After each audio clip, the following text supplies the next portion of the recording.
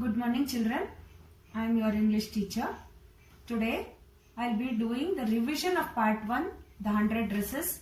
In the previous class you would have watched the video also children. See children, here this 100 dresses is about a story of a girl, Wanda. See, this story was written by the author to enable the students to share their personal experiences related to discrimination on the basis of religion, caste, gender, etc. children. And also to enable them to express themselves in grammatically correct language. To enable the learners to extrapolate from the given textbook children and to sensitize the students to the feelings of an individual and to enable the students to think of an alternative ending to the story. To enable them to use new words and phrases in their own languages. So children, here the summary of the story once again I will be repeating. The 100 Dresses is a story based on a true experiences of the author about a girl who is teased by her classmates because she is different.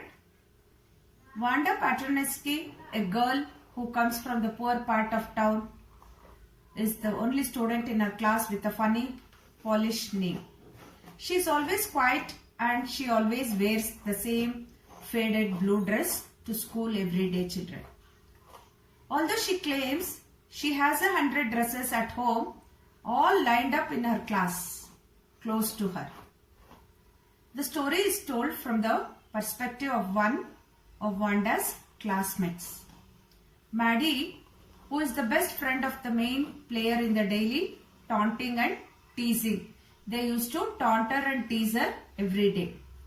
After Wanda is absent for a week, for a few days, her classmates learn that her family has moved away to the big city where they will not be mistreated for being different. Maddie begins to wonder about the girl she and her friends used to constantly tease her and realizes that she knows very little about her. She begins to wonder why they started teasing her in the first place and is overcome with guilt for making fun of her simply. Because she is poor and has a funny name and is different from them, Maddie knows that she should have stood up to her friends and defended Wanda. Children, here she is also feeling guilty for not speaking up, for standing by and allowing her friends to tease Wanda. Maddie and her friends later discovered that Wanda is a very talented artist and that her drawing of 100 beautiful dresses has won the school's art contest.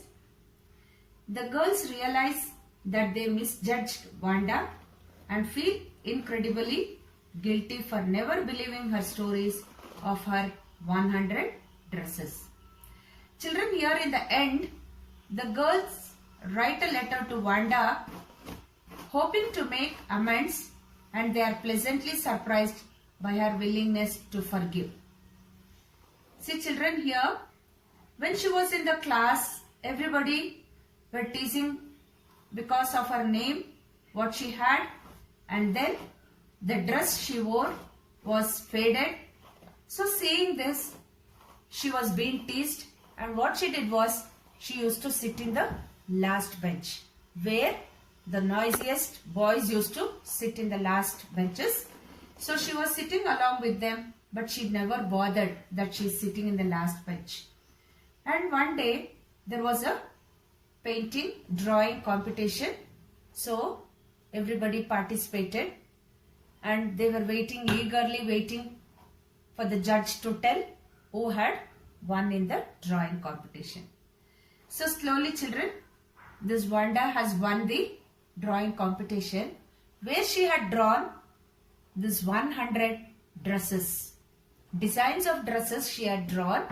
So that is why she used to tell her friends that she had 100 dresses whenever they asked her why are you wearing this blue faded clothes, children? So, this is the story about the 100 dresses in part 1, children. In part 2, the next chapter, I'll be continuing in the next class.